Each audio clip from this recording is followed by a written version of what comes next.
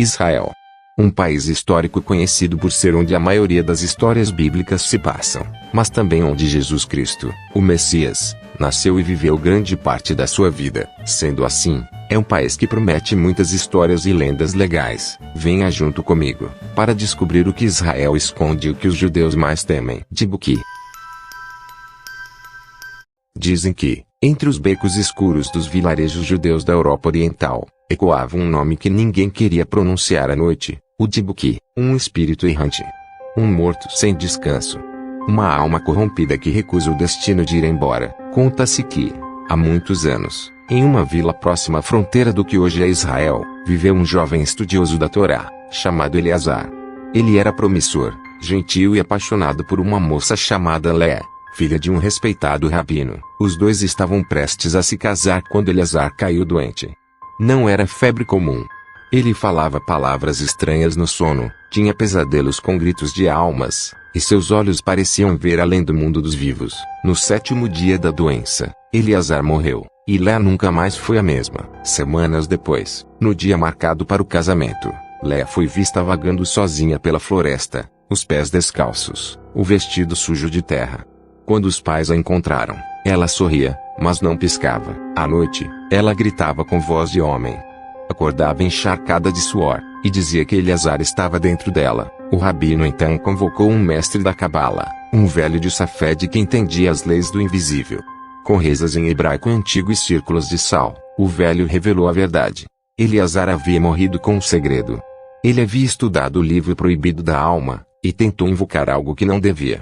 Seu espírito, rejeitado pelo céu e temido pelo inferno, ficou preso entre mundos, e para não apodrecer no vazio, ele se agarrou ao corpo da mulher que mais amava. O ritual de expulsão levou 3 noites. Léa flutuou, gritou, chorou sangue. O Djibuti se recusava a sair. No final, com a última oração, o Djibuti foi arrancado à força e selado em uma caixa de madeira sagrada, trancada com 7 selos. A lenda diz que a caixa ainda existe, escondida, esperando alguém tolo bastante para abri-la e libertar o Djibuti mais uma vez. Golem de Praga. Por mais que tenha o nome Praga, essa lenda é sim de Israel. No coração da velha Praga, entre becos apertados e neblinas densas, vivia o sábio rabino Judá Loei Ben Bezalel. No século XV ele era líder da comunidade judaica e profundo conhecedor da Cabala, que é a tradição mística do judaísmo. Naquela época, os judeus enfrentavam perseguições, calúnias e ataques constantes. Falsas acusações, como o libela de sangue, que dizia que judeus matavam crianças cristãs, se espalhavam como fogo, colocando a comunidade em risco. Preocupado, o rabino recorreu a algo ancestral.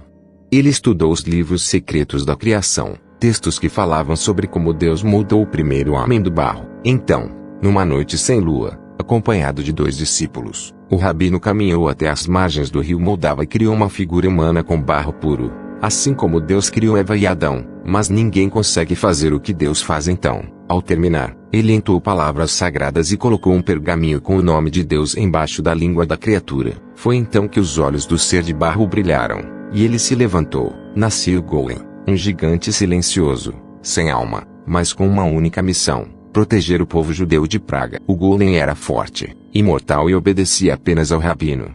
Ele vigiava os muros da cidade, impedia invasões, assustava delatores e até impedia soldados de prender inocentes. A cada ameaça, ele surgia como sombra, alto, de pele rachada, com olhos vazios, mas o que começou como proteção virou medo. O Golem, ao sentir o menor sinal de agressão, reagia com fúria brutal, sem distinguir inocente de culpado. Com o tempo, passou a agir sem ordens, esmagando portas, quebrando casas, assustando até as crianças do gueto, temendo que ele saísse totalmente de controle. O rabino subiu até o sótão da sinagoga Eltineu Shui. Após uma prece longa, removeu o pergaminho da boca do Golem. O corpo de barro caiu no chão, sem alma, sem vida. Essa lenda é tão famosa que para os fãs de plantão de Supernatural como eu, essa lenda apareceu na temporada 8, no episódio Everybody Hates Hitler, comandado por Aaron Bass. Ele e Aaron ajudam os Winchester a derrotar os nazistas. Dizem que até hoje os restos do Golem estão escondidos naquele sótão, onde ninguém mais tem permissão de entrar. E há quem acredite que, se o ódio voltar a crescer, Alguém pode reanimar o golem novamente. Serpente do deserto. Se estamos falando de Israel, com certeza terá uma lenda bíblica que essa é a serpente do deserto. Muito tempo atrás, o povo de Israel vagava pelo deserto, guiado por Moisés em direção à terra prometida. Eram dias quentes, noites gélidas e corações cheios de dúvida. Mesmo tendo escapado da escravidão no Egito, muitos começaram a reclamar. Diziam que preferiam voltar ao cativeiro do que morrer no deserto. Murmuravam contra Moisés.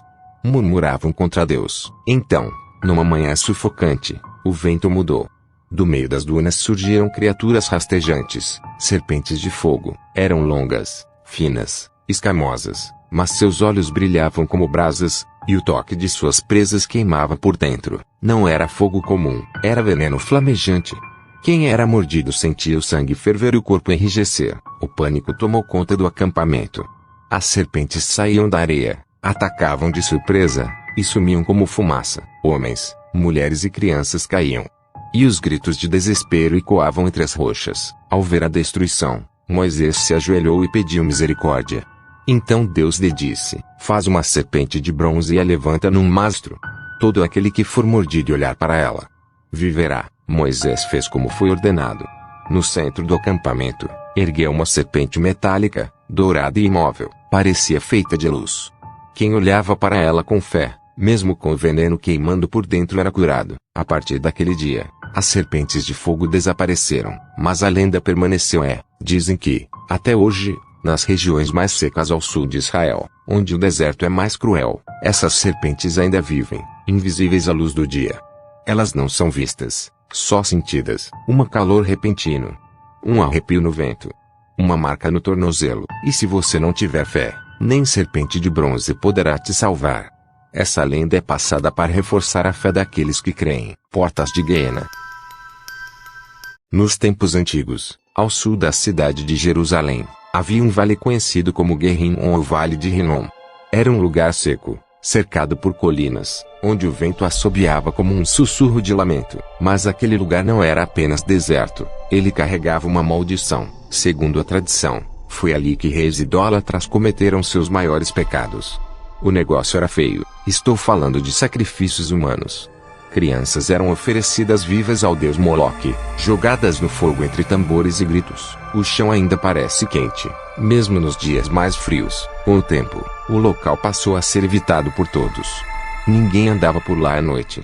Ninguém construía casas perto. Mas o que o povo não sabia é que os rituais abriram algo mais profundo, um portão espiritual, um rasgo entre o mundo dos vivos e as câmaras do inferno. O lugar passou a ser chamado de Guiena, uma palavra que depois virou sinônimo de punição eterna. Diziam que quem morresse em pecado ia parar lá, num lugar de escuridão, fogo que não apaga e vermes que nunca morrem. E o mais assustador é que, segundo antigos cabalistas de Jerusalém, as portas de Guiena ainda estão lá, seladas sobre a cidade velha, feitas de pedra negra, escondidas entre os túneis e esgotos antigos, protegidas por símbolos místicos em hebraico. Mas a cada pecado coletivo, a cada derramamento injusto de sangue, elas tremem. Alguns juram ter ouvido vozes vindas de lá em noites de eclipse.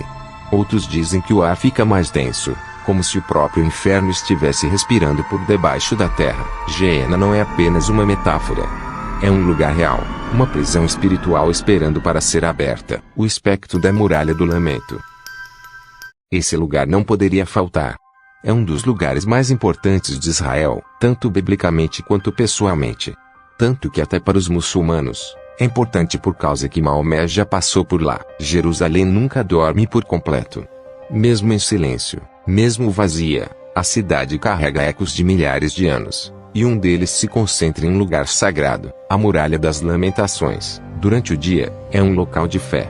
Milhares passam por lá para deixar preces entre as pedras, tocar o que restou do antigo templo de Salomão e buscar alguma resposta divina. Mas durante a noite, tudo muda. Guardas que patrulham o local após a meia-noite contam uma história que se repete há gerações, em noites específicas, principalmente durante luas novas, eclipses ou datas de luto. Uma figura encapuzada aparece diante da muralha. Ela veste túnicas rasgadas, os pés descalços e a cabeça curvada em silêncio. Não reza. Apenas chora. O som é leve, mas gélido. como se alguém chorasse dentro de uma caverna antiga. Quando os guardas tentam se aproximar, a figura simplesmente desaparece diante de seus olhos, sem deixar sombra, som, nem pegadas no chão. Alguns rabinos antigos dizem que o espectro é a alma de um sacerdote traidor.